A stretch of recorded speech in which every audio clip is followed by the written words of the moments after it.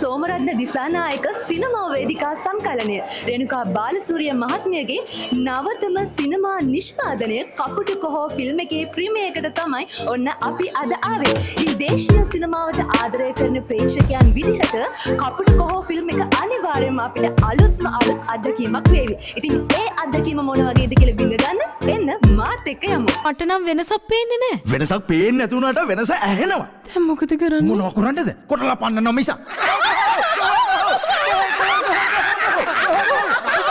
වැඩිහිටියන්ගේ ජනවාර්ගික අරුපුදයට ළමා පරපුරේ ප්‍රතිචාරය. අපි වෙන් කරනවා නම් අපි කෑම කන්නේ නැහැ. අපි වෙන් නොවෙනවා නම් අපි කෑම ගන්නවා. අපි මොකද කරන්නේ? ආචාර්ය සෝමරත්න දිසානායකගේ වේදිකා සිනමා සංකලනය කපුටු කොහෝ. සෝමරත්න දිසානායක අපේ සිනමා ශාස්ත්‍රයේ පෙරලිකාර අධ්‍යක්ෂකවරයෙක් කියලා ඔන්න හැමෝම කතා වෙනවා දැහුණා. ඉතින් ඇයි මේ වගේ පර්යේෂණාත්මක සිනමා නිර්මාණයක් අපේ ප්‍රේක්ෂකින්ට දායාද කරන්න හිතුනේ? අපි හැමතිස්සෙම අලුත් අත්දැක බැලීම් කරන්න ඕනේ. අලුත් පර්යේෂණ කරන්න ඕනේ. අපි කරන විදිහටම සාම්ප්‍රදායික හැම දෙයක්ම කරන්නේ නැතුව අලුත් විදිහකට කරන විදිහට තමයි ලෝකේ දියුණු වෙනවා කියන්නේ ඒකනේ. නැත්නම් ඉතින් අපි හැමදාම එක තැනකනේ. දැන් මට උවමනාවක් තිබුණා වේදිකාව සහ සිනමාව කියන දෙකේ ඔය සංකලනය කරන්න. මොකද මම වේදිකාවෙන් පටන් ගත්ත කෙනෙක්. වේදිකාව තමයි අපේ කලා ජීවිතයේ ආරම්භය. ඊට පස්සේ තමයි අපි සිනමාවට සංක්‍රමණය වෙන්නේ. නමුත් මේ වේදිකාවයි සිනමාවයි දෙක මිශ්‍ර කරලා එක දෙයක් කරන්න බැයිද කියන වියෝගය මගේ හිතේ තිබුණා. මේක මම පිටරටවලදී අධ්‍යයනය කරලා තියෙනවා. නමුත් ලංකාවේ සිනමා රසිකයින්ට මේක එක්තරා විදිහක අත්දැකීමක් අලුත් දෙයක්. මේක පොඩි පරීක්ෂණයක් මම කළේ. රේණුකා බාලසූරිය මහත්මිය. ඉතින් රේණු නැන්දගේ ෆිල්ම් එකක් එනකන් අපේ පුංචි පොඩ්ඩ ටික බලාගෙන ඉන්නවා. ඒ වගේම තමයි විශේෂයෙන්ම තව දෙයක් කියන්න ඕන. ෆිල්ම් එක පුරාවටම නළු නිලියන් 8 දෙනෙක්. ඉතින් මේ ෆිල්ම් එක ගැන මේ අත්දැකීම අයි අපේ ප්‍රේක්ෂකයන්ට ලබා දෙන්නේ මේ විදිහට හිතුවේ. ඉතින් ඇත්තටම සෝබේ මාමගේ සිතුවිල්ලක් තමයි. ඉතින් මම හැමදාමත් වගේ එයා හිතන දේ අනිත් අයට පෙන්වන්නට පුළුවන් විදිහට මාධ්‍යයට ගේන්න ඉතින් එයාට උදව් කරනවා. ඕක තමයි මගේ ජොබ් එක. ඉතින් මේකෙත් එහෙම තමයි. මේක ඉතින් වෙනස්ම අත්දැකීමක් ඇත්තටම පුතා. මොකද මේ ලංකාවේ ප්‍රේක්ෂකයන්ගේ පළවෙනි අත්දැකීම තමයි මේ වගේ සිනමා අත්දැකීමක් ලැබෙන පළවෙනි අවස්ථාව. මේක මේ වේදිකා සිනමා සංකලනයක්. දැන් මේ චිත්‍රපටිය බලන ටිකට් එකක් අරන් එන අයට ඒ පැය එකමාර ඇතුළත වේදිකා නාට්‍යයකුත් බලන්න ලැබෙනවා. සිනමා රස වින්දනයක් ලබන්නත් අවස්ථාව ලැබෙනවා. ඉතින් ඒක වෙනස්ම අත්දැකීමක්. ඒක මම හිතන්නේ විඳලම තමයි බලන්න ඕනේ. අපි කිව්වට හරියන්නේ නැහැ. වෙනස් අත්දැකීමක්. මොකද ඒකට හේතුව කියන්නේ මේ වේදිකාව කියන එක සිනමාවට ගෙනල්ලා තියෙනවා. ඉතින් කැමරා අධ්‍යක්ෂකවරයා විදිහට මටත් තිබ්බ අභියෝගයක්. මොකද මේ වේදිකාවක් තුළ නිරූපණය කරන චරිතාංග නළු නිලියන්ගේ තියෙන අභිනයන් සිනමාවට ගෙන්නේ කොහොමද කියන එක මම හිතන්නේ ඒක සාර්ථක වෙලා තියෙනවා මේ බලව ප්‍රේක්ෂකයන්ගේ ප්‍රේක්ෂක අදහස් දැනගන්නකොට. ඉතින් මම හිතන්නේ මේක සිනමාත්මක කියවීමකට ගේන ලංකාවේ ඉතිහාසයේ පළවෙනි වතාව. ඉතින් ආරාධනා කරනවා ඕගොල්ලන්ටත් ඇවිල්ලා බලන්න කියලා කපුටුකෝ. දැන් 27 වෙනි දින ඉඳන් දිගටම යනවා. පොඩි ළමයින්ට මම හිතන්නේ ඉතාමත් වැදගත් වෙයි. ලොකු අයටත් ගොඩක් වැදගත් වෙයි. මොකද මේක කියන පණිවිඩය. ඉතින් මම හිතනවා කපුටුකෝ නරඹන්න ඕගොල්ලෝ එන්නම ඕනේ කියලා. ඔව් අනිවාර්යයෙන්ම පවුලේ හැමෝටම එකට එකතු වෙලා බලන්න පුළුවන් ලස්සන චිත්‍රපටියක්. බොහොම ස්තුතියි. සිනමාව වේදිකාව මේ දෙකම සම්මිශ්‍රණය කරලා හදපු කපුටු කොහෝ ෆිල්ම් එක ගැන ඔබතුමියගේ අදහස් මොන වගේද? කොහෙන්ද පටන් ගන්නෙ? පටන් ගන්න නම් තැනක් නැහැ. මොකද ඒ තරම් සුන්දර අත්දැකීමක් වෙනස් අත්දැකීමක් අපේ සිනමා වංශ කතාවේ අලුත්ම අත්දැකීමක් කියලා කියන්න පුළුවන්. ඉතින් කවදත් ආචාර්ය සෝමරත්න දිසානායකයන් කියන්නේ වෙනස්ම දේවල් සමාජගත කරන කෙනෙක්. ඉතින් අපේ දරුවන්ට වැඩිහිටියන්ට පොඩිහිටියන්ට හැමෝටම ඉතාමත් හොඳ නිර්මාණයක් වෙනස් අත්දැකීමක්. ධනංජය සිරිවර්ධන. ඉතින් අයියේ කපුටු කොහො ෆිල්ම් එක ගැන මොකද හිතෙන්නේ? මේක ගීත 26ක් සමන්විතලා තියෙනවා මේ ෆිල්ම් එකේ. ඉතින් ජන සංගීතය පාදක කරගෙන හැඩ ගැන්වුණු මේ ෆිල්ම් එක ගැන ඔබගේ අදහස මොන වගේද? මම කාකා කියන්නද කොහෝ කියන්නද කියලා කල්පනා කරේ. ඔව් ඒක අපි දන්න පරණ සාම්ප්‍රදායික කතාවක් සිනමා රූපීව වේදිකාවක් මත නිර්මාණය කිරීමක්. ඒක එක්තරා විදිහක පර්යේෂණාත්මක කෘතියක් කියලා මට හඳුන්වන්න පුළුවන්. සෝමయ్య තමයි ඉතින් මේ වගේ රිස්ක් එකක් ගත්තොත් ඉතින් මොකද සිනමාවේ දැවැන්තෙක් මේ වගේ අලුතෙන් අත්අදා බැලීමක් කරනවා කියන එකත් ඇත්තටම සතුටුයි ලංකාවේ සිනමා පැත්තෙන්. ඉතින් මම හිතනවා ඔව් අර කියනවා වගේ මේ එක්තරා විදිහක ගීතමය චිත්‍රපටයක්. ඒකේ ජන ශ්‍රුතිය තියෙන්නේ, ජන ආభాෂය තියෙන්නේ, අපේ නැටුම් තියෙන්නේ. ඉතින් මේ දේවල් එක්ක ඒ ප්‍රාසංගිකත්වය ඊළඟ පරම්පරාවට බලා ගන්න පුළුවන් හොඳ අවස්ථාවක්. කලාලෝවේ අපි හරිම ආදරණය කරන චරිතයක් තමයි සේමිනී ඉද්දමල් ගොඩ. ඉතින් පුංචි පැටව ටිකක් එකතු වෙලා මේ කරන අරගලය ගැන, කපුටු කොහෝ ෆිල්ම් එක ගැන ඔබට දැනෙන අදහස මොන වගේද? මං හිතනවා නගේ චිත්‍රපටයේ නම කපුටු කොහෝ වුණාට චිත්‍රපටය ආමන්ත්‍රණය කරලා තියෙන්නේ කකුල් දෙකේ සත්තු උන්ට. ඒ කියන්නේ අපිට. ඉතින් චිත්‍රපටයේ හරිම සරලයි සැහැල්ලුයි වගේ තිබුණට ඇතුලේ ලොකු ගැඹුරක් තියෙන චිත්‍රපටයක් මේක. මං විශ්වාස කරනවා මේක අලුත්ම සංකල්පයක්. ඒ කියන්නේ මං හිතන්නේ කොහොම සෝමයයිගේ ඔළුවට මේ වගේ අදහසක් ආවද කියන එක හරිම ලස්සනට ඒක නිර්මාණය කරලා තියෙන. කියන්නේ අපි දැන් ටෙලි චිත්‍රපටි කියලා දෙයක් දැක්කට අපි අද තමයි දැක්කේ වේදිකා චිත්‍රපටි කියන එක පළවෙනි වතාවට. මම මගේ පළවෙනි වතාවට ජීවිතේ. ඩිලාන් වික්‍රමසිංහ නැත්නම් කවුද? කපුටු තාත්තා. ඔන්න කපුටු තාත්තව අල්ලගත්ත බොහොම අමාරුවේ. මේ කපුටු කොහෝ ෆිල්ම් එක සිනමාව වේදිකාව මේ දෙකම සම්මිශ්‍රණය කරලා හදපු මේ වේදිකාවට ඔබගේ රංගන දායකත්වය, නර්තන දායකත්වය මේ හැමදේම ලබා දුන්නා. ඉතින් මේ ගැන ඔබගේ අදහස මොන වගේද? මෙච්චර කල් අපි චිත්‍රපටි බලලා තියෙනවනේ. ඒ චිත්‍රපටිත් එක්ක ගත්තාම කපුටු කොහෝ කියන චිත්‍රපටිය සුවිශේෂී වෙන්නේ මෙන්න මේකත් එක්ක.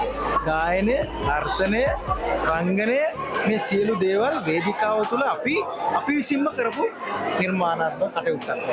ඒක නිසා තමයි මේක වෙනස්ම විදි නිර්මාණයක් කියන්නේ. අභිලාෂී සන්තුෂ්කි සිංහබාහු ෆිල්ම් එක මතක් කරද්දිම අමතක නොවන චරිතයක් තමයි අභිලාෂි කියන්නේ. ඉතින් කපුටු කොහෝ ෆිල්ම් එකේ කපුටු අම්මා මේ සිනමා අත්දැකීම ඔබට කොහොමද?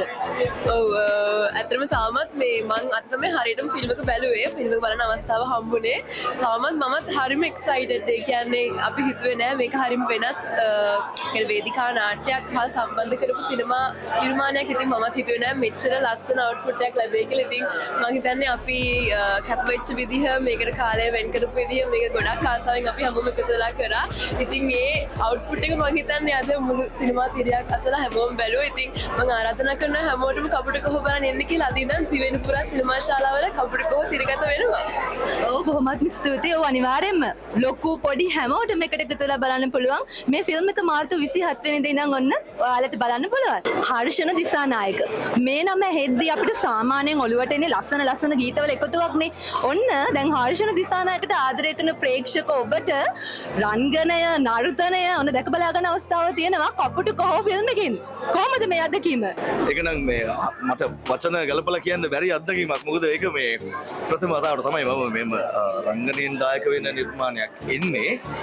ඉතින් ඒක මං උපරිමයෙන් උත්සාහ කරා ඒ චරිතයට මේ සාධාරණයක් කරන්න. මං හිතනවා ඒක චුට්ටක් හරි වෙන්න ඇති කියලා. හරිම සතුටක් දැනෙනවා ඇත්තටම. මේ අපි ගායනා පැත්තෙන් මොන දේ කරත් මේ වගේ අභියෝගාත්මක වැඩක් බාර දුන්නාම චුට්ටක් බය හිතෙනවා. හැබැයි දැන් අද බලනකොට මට ආචාර්ය සෝමරත්න සනායක මගේ එතුමන් මගේ මහප්පනේ වෙන්නේ. හැබැයි ඔහු මේ කරලා තියෙන දේ මහා අමුතු වැඩක්. ඒ කියන්නේ අපේ හැම කෙනෙක් ගාවම හැම තැනකම තියෙන ප්‍රශ්නයක්. මේක යටගිය ප්‍රශ්නයක්. මේක අපි කතා කරන්නේ නැහැ එළියේ. අපි පෙන්වන්නේ නැහැ එළියේ. හැබැයි මේ විදිහේ චිත්‍රපටයකින්, මේ විදිහේ කතාවකින්, මේ වගේ ගායනාවලින්, නර්තන අංගවලින්, සංගීතයෙන් මේ හැමදෙම දීලා තියෙන පණිවිඩය එතුමන් හැමදාම දෙන චිත්‍රපටවල තියෙන පණිවිඩයම තමයි අපි එකට ඉන්න ඕනේ කියන එක. කිසිම ભેදයක් නැතුව ජාත්‍යාගම් කුලමල. ඉතින් ওই ප්‍රශ්නේ තමයි තියෙන්නේ. ඉතින් අත්දැකීම ගත්තොත් හරි සතුටක්. මම හිතුවේවත් නැහැ මෙහෙම දෙයක් මට වෙයි කියලා. ඉතින් ඔහුගේ මග පෙන්වීම යටතේ මහාචාර්ය සමන් පනාපිටිය මහත්මයාගේ මග පෙන්වීම යටතේ අපි ගායනා, නර්තන, චන්දන වික්‍රමසිංහ සර්ව හොඳ ඇත්තටම මතක් කරන්න ඕනේ. ඔහු හොඳ ආලෝකයක් අපිට ලබා දුන්නා මේ නටපු නැති අය නටවන්න. එතකොට රංගනයෙන් දායක වෙච්ච නැති අයව රඟපාවන්න එතුමන්ලා සියලුම දෙනා අපිට මහා ලොකු ශක්තියක් වුණා. ඉතින් මම අර කලින් කිව්ව කතාව මේ චිත්‍රපටය බලන්න එන්න. එතකොට ඔයගලන්ට දැනෙයි මේ මොකද්ද කියන පණිවිඩය කියලා. කපුටු කොහෝ ෆිල්ම් එක බලන්න ඇවිත් ඉන්න ඕන අපි ආදරය කරන විමල් ජයකඩ අයියා. ඉතින් අයියේ මේ කපුටු කොහෝ ෆිල්ම් එක ලෝක සිනමාවේ මෙවැනි ෆිල්ම් අපි දැකලා තියෙනවා. හැබැයි ශ්‍රී ලාංකික අපිට මේක අලුත් අත්දැකීමක්. මේ අත්දැකීම ගැන අපේ ප්‍රේක්ෂකයින්ට මොකද්ද කියන්නේ? ඔව් හැමදාමත් වගේ සෝමරත්න මහත්මයා චිත්‍රපටි කරන්නේ අලුත් තේමාවන් දරුවන් සම්බන්ධයෙන් හෝ දරුවන් සම්බන්ධයෙන් වැඩ කරත් ඔහු හැම වෙලාවෙම බොහොම අභියෝගාත්මක වැඩ කරන්නට හරි ප්‍රසිද්ධයි.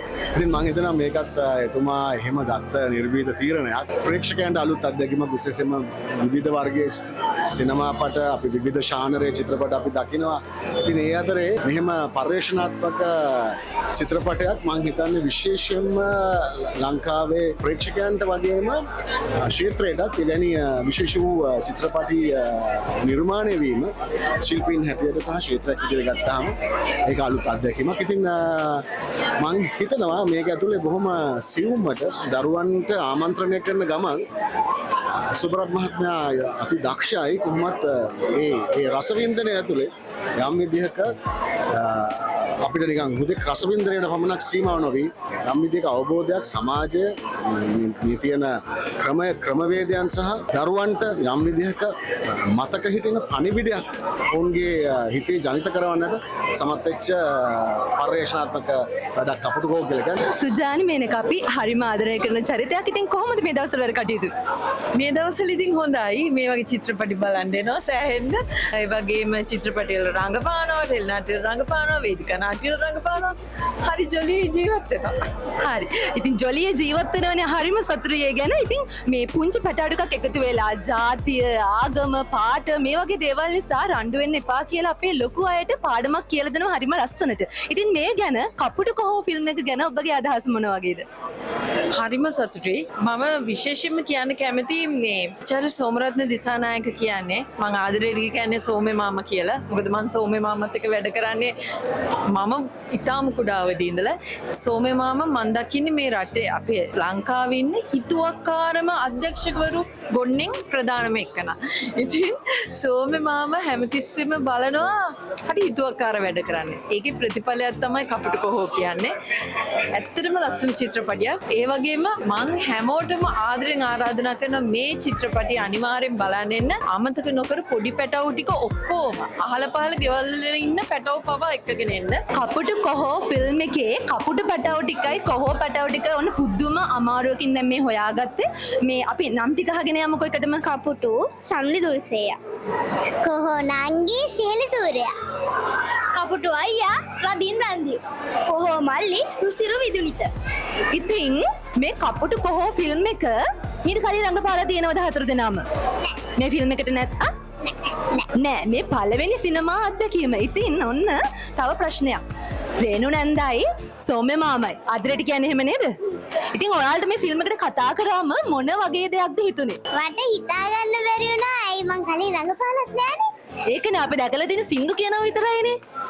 ඒකින්ද මට ටිකක් බයත් හිතුණා. මට ගොඩක් සතුටුත් හිතුණා. ඉතින් ඔයාට කොහොමද දැනුනේ? මමත් සිනමාවට මුල් වතාවට තමයි ආවේ.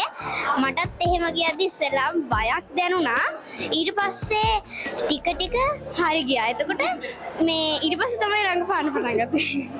හරි. එතකොට මේ ඉන්නේ කපුටු අයියා. කපුටු අයියට මොන වගේද හිතුනේ මේ ෆිල්ම් එකේ රංගපාන එන්න කියනකොට? ඉතින් ඇත්තම කිව්වොත් මගේ මේ පළවෙනි එක නෙමෙයි දෙවෙනි එක. ඉතින් මගේ පළවෙනි එක තමයි සිංහබාහුව. ඉතින් මේ සෝමාමත් එක්ක වැඩ කරපු මේ දෙවෙනි චිත්‍රපටය ඉතින් මට ගොඩක්ම සතුටුයි. සෝමාමා ඊළඟ එකත් මාව ගත්ත එක ඉතින් ගොඩක් සතුටුයි සෝමාමත් එක්ක වැඩ කරන්න හම්බුනේ ගැන. ඇත්තටම මම මුලින් දැනගෙන ඉන්නේ නෑ මට මෙහෙම එකක් මෙහෙම චිත්‍රපටි කොහා පැටියෙක් වෙන්න වෙයි කියලා.